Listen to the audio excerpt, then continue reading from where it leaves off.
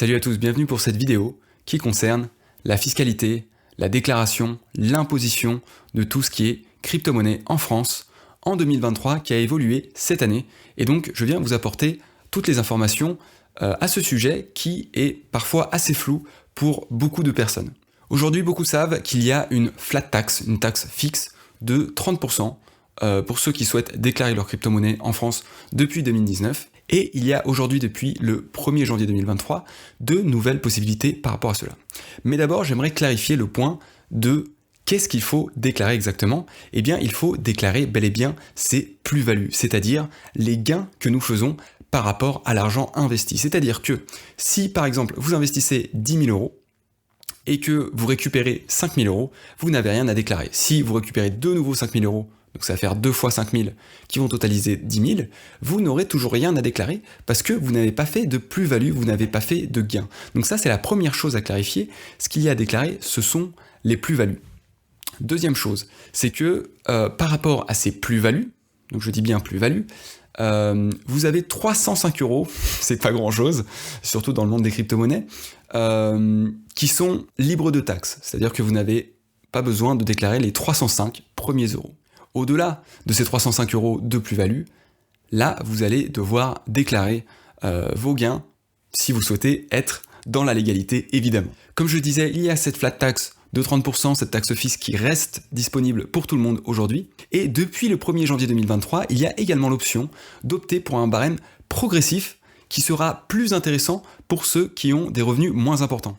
Le plus intéressant sera pour les déclarants non imposables, c'est-à-dire les personnes qui ont des revenus suffisamment faibles pour ne pas avoir à déclarer d'impôts. Pour ces personnes, seuls les 17,2% de prélèvements sociaux, c'est-à-dire que sur les 30% de taxes fixes, il y a 17,2% de prélèvements sociaux, donc seuls ces 17,2% de prélèvements sociaux seront taxés de leur plus-value. Donc voilà, pour les déclarants non imposables, ils auront une taxe de seulement 17,2%. Ensuite, il y aura la tranche supérieure qui est la tranche de 11% d'impôt sur le revenu ces 11% qui viendront donc s'ajouter aux 17,2% de prélèvements sociaux. Et à ce moment-là, vous arrivez à 28,2%, ce qui est donc très proche des 30% et n'a pas un grand bénéfice, mais c'est toujours mieux que rien. On gagne quand même 1,8% et c'est toujours bon à prendre. Donc ça, c'est le deuxième cas où ça reste plus intéressant d'opter pour le barème progressif. Donc le premier, c'est si vous êtes déclarant non imposable, vous ne serez qu'à 17,2%. Le second cas, c'est si vous êtes dans la première tranche des 11% d'impôt sur le revenu. Ce sera toujours un petit peu plus intéressant, pas beaucoup, mais un petit peu plus intéressant.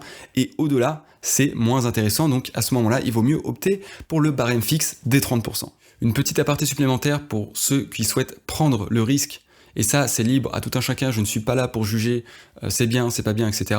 Prendre le risque de ne pas déclarer leur plus-value. Personnellement, ce que je conseillerais, c'est d'éviter les plus grosses plateformes d'échange comme Binance, qui est la numéro 1 par exemple, qui est en contact direct avec l'État français et qui se doit de reporter beaucoup d'informations auprès de l'État français. J'ai déjà entendu certaines personnes dire « Oh, il suffit d'utiliser la carte bancaire de Binance et de payer directement avec pour ne pas payer ». C'est évidemment complètement illusoire et du fait que Binance soit la plateforme numéro 1 en contact avec l'État français, ça ne changera pas grand-chose d'utiliser la carte, voire rien du tout.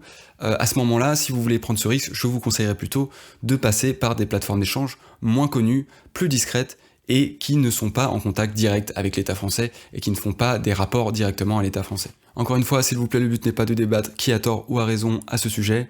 Chacun est libre de ses choix à faire si possible en conscience, et en assume les pleines responsabilités. Voilà pour cette courte vidéo qui a pour but d'aller à l'essentiel.